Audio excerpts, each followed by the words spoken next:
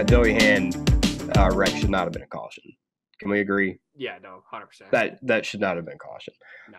And then at the start of the race, we were delayed because of rain or lightning or whatever, ka-chow. And and then we're on the pace laps, and then we pull them back in for because there's a lot of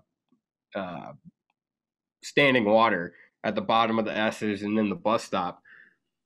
And then we're there for another 20, 30 minutes, just going ahead and just blowing off the entire track. I'm like, what? Why? Like, you could have just like cleared the water off of those areas and then sent them. Like, but instead we delayed the race. It was really only those two areas, right? It was, yeah. Yeah. And also, running the cars on track is going to help the situation.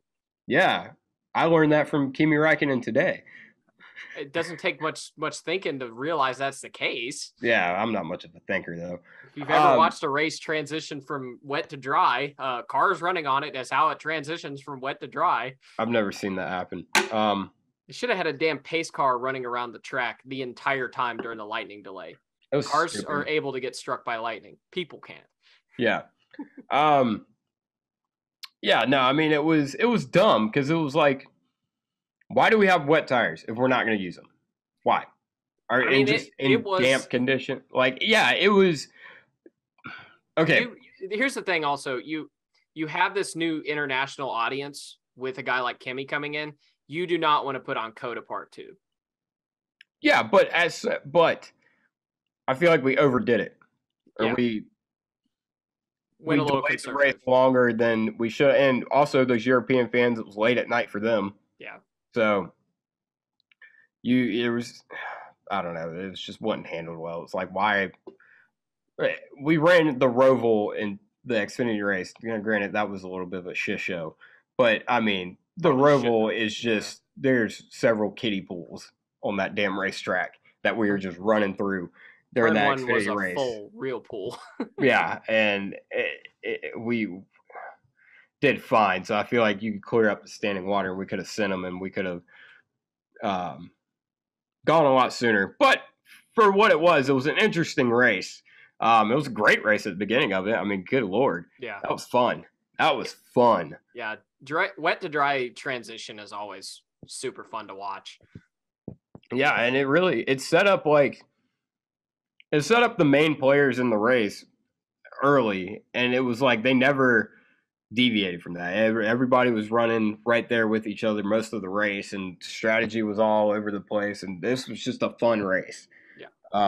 I think this is another example of we don't need stages at a road course, but I don't know. I had fun. Like McDowell and Elliott going after it, and Reddick up there, and it was like a 4-car battle for the lead there. And Arrow's terrible, but it doesn't mean as much when it's wet. Yeah. Cool AJ Allmendinger got spun out early in the race and came back and ended up there. So I know. I hate when this happens, when a guy gets spun out, and it's a guy like AJ who's a man of his word, and is like, I'm going to kick Austin Cindric's ass. And then he has to come back and finish second. I'm like, great, dude. You couldn't have just run 25th because of that the rest of the day, and we could have seen you whoop Austin Cindric's ass after the race. It always happens like this. I mean, AJ's a firecracker. I like fights. So. I like fights. I want to see more fights. I want to see Kyle Larson and Chase Elliott fight. God. I don't know. Get Jeff Gordon to referee. Bruh. Yeah. Hard lick for Jeff Gordon. Yeah, I don't know. I thought this was definitely the. I'd lick Jeff Gordon. You fucking pussied out on that. You said I'd live Jeff Gordon. You would lick. You did not sound like that. Okay, say it. I, Seth Dolby, would lick Jeff Gordon. Thank you.